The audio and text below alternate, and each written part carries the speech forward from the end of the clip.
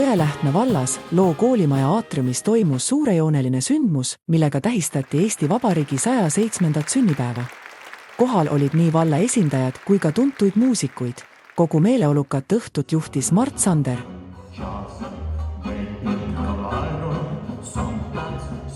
Vabariigi aastapäevale pühendatud kõne esitas Jõelähtme vallavanem Andrus Umboja, milles rääkis ka poliitikast ja täpsemalt demokraatia madalseisuga kaasnevatest ohtudest.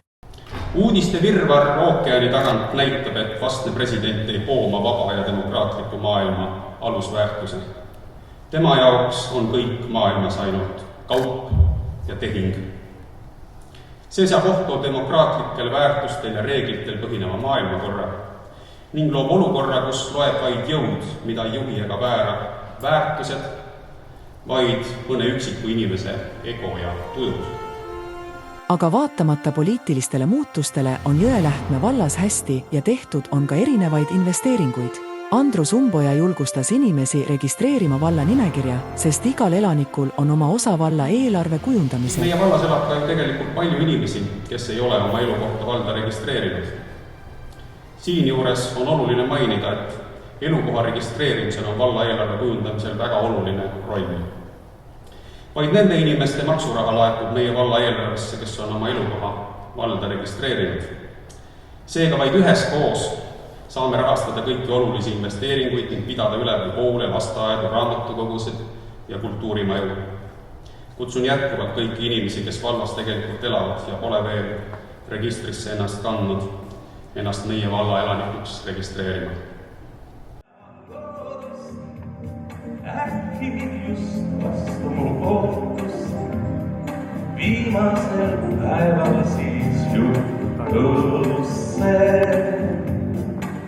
Ei seda teadnud ma iia, et õitseb roosranna liiva.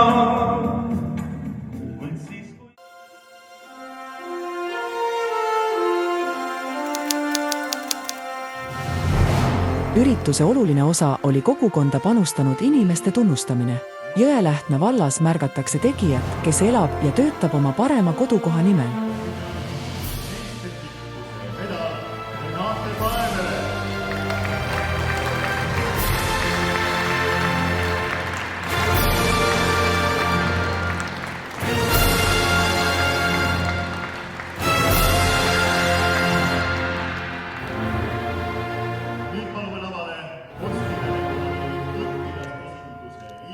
Jagati välja ka elutööpreemia, mille pälvis Leili Värte.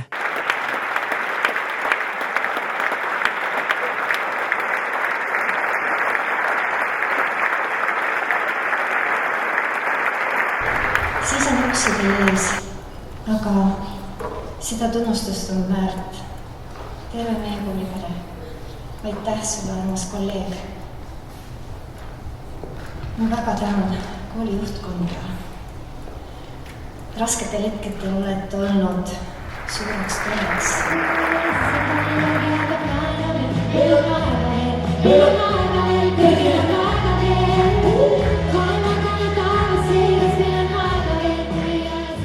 Selline suurejooneline üritus sai teoks Eesti Vabariigi sünnipäeva puhul toreda seltskonnaga, kes elasid kaasa nii esinejatele ja olid tänulikud korraldajatele. Pidulikule kontsertaktusele pandi punkt ühise söögilaua taga ülakorrusel, mis avati pidupäeva tordiga.